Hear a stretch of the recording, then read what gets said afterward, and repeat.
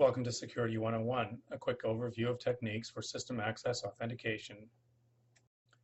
We will discuss several key issues in system security, especially as they apply to SAP. Most SAP installations are set up with basic username and password logons with extended capabilities for power users. We will show you that more sophisticated access techniques are available, which can greatly increase your security. There are three basic categories that all security techniques fall into: what you know, what you have, and who you are. Security and system protection increase as you progress through those levels. The first category of techniques is based on what you know.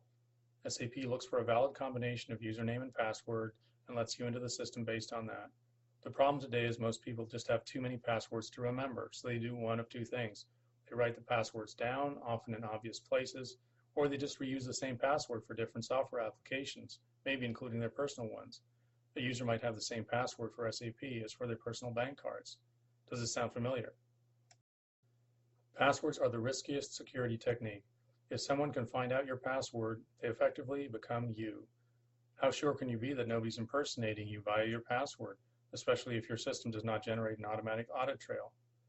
The result of using only passwords is a high risk of insider fraud, plus lack of accountability for individual users. The greatest security risk to your organization may be from the inside, not from external threats. The second category is called what you have. This includes smart cards, tokens, and so on. All you need is possession of the device to authenticate or to generate fresh passwords. Mostly these devices are only tied to a user profile, which theoretically is tied to an actual user. Some smart cards do store biometric data, but the user has to have the device in their possession at all times. There can be many risks if your security is based on what you have. The most obvious is that the devices can be stolen, lost, or borrowed. If a user comes to work without it, they can't log in.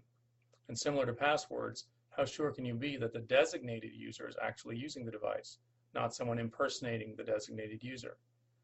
Only if your device is encoded with biometric data can you be sure that the correct person is logging in.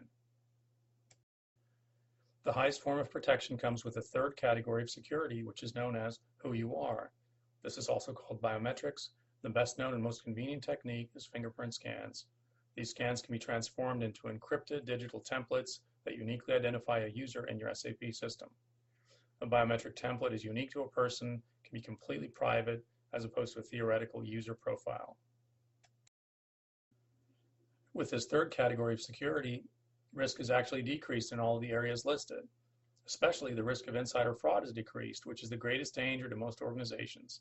When you identify users on the basis of who they are, you take away all doubt as to who's actually responsible for a given activity in your SAP system, because you have an indisputable audit trail that leads back to that user. As you progress through these security techniques, you get closer to the maximum level of security attainable. You can also use a combination of these tools, which is known as multi-factor authentication. So ask yourself, where is your SAP system security now, and where would you like it to be? Find out how you can achieve maximum security within SAP using techniques based on who you are. Call 1-877-BioLock or send an email to info@biolock.us. Thank you for your time.